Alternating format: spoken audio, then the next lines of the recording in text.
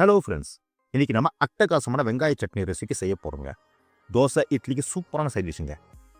துவையலாக இருந்துச்சிங்கன்னா சாதத்துக்கும் செம்ம சைட் டிஷ்ஷுங்க. வாங்க எப்படி செய்யுதுன்னு பார்ப்போம். பேனில் 1 டேபிள் ஸ்பூன் எண்ணெய் விட்டுக்கோங்க.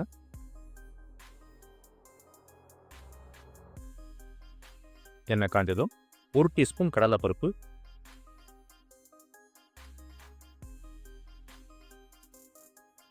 1 டீஸ்பூன் உளுத்தம்பருப்பு ரெண்டுத்தையும் சேர்த்து நல்லா வறுத்து விட்டுக்கோங்க.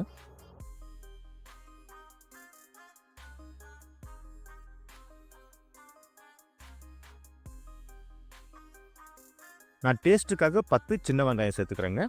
உங்களுக்கு வேண்டாம்னா நீங்கள் சேர்க்க வேண்டாம். இதையும் கலந்து கொடுங்க.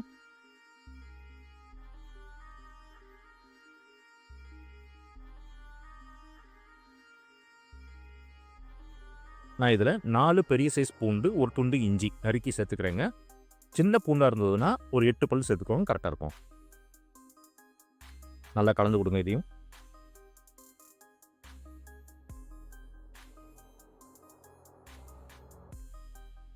ஒரு பெரிய சைஸ் வெங்காயம் நறுக்கி சேர்த்துக்கோங்க.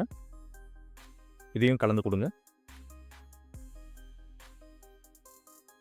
உங்கள் காரத்துக்கு ஏற்ப காஞ்ச மிளகாய் சேர்த்துக்கோங்க.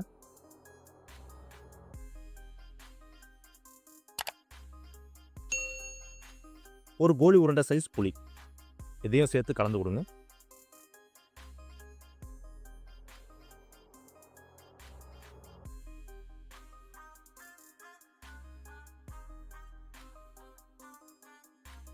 சட்னிக்கு தேவையான உப்பு சேர்த்துக்கோங்க.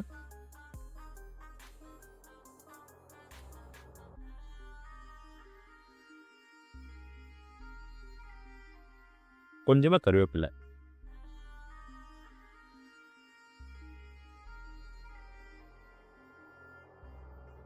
உங்ககிட்ட புதினா இருந்ததுன்னா புதினா சேர்த்துக்கோங்க. அப்படி இல்லைனா வெறும் கொத்தமல்லி மட்டும் சேர்த்துக்கோங்க. ஏன்னா இது வெங்காய சட்னி, அதனால் கொஞ்சம் போரிங்காக இருக்கும். அதனால் கொஞ்சம் ஏதோ ஒரு ஃப்ளேவர் தேவை இல்லையா? நான் இதில் தக்காளி சேர்க்கலைங்க. உங்களுக்கு வேணும்னா தக்காளி சேர்த்துக்கோங்க, நல்லா கலர்ஃபுல்லாக இருக்கும்.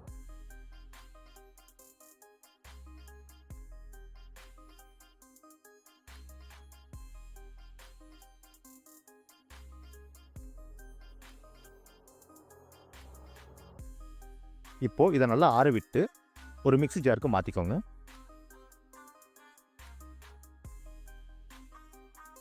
நாம் இதை நல்லா ஃபைன் பேஸ்ட்டாக அரைக்க போகிறோங்க.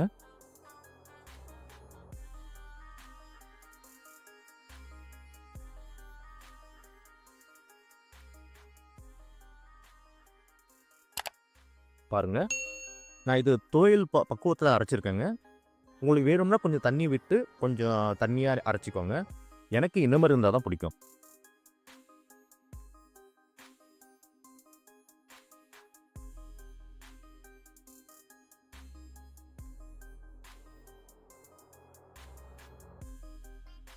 நான் ஏற்கனவே தாளிச்சிட்டேங்க.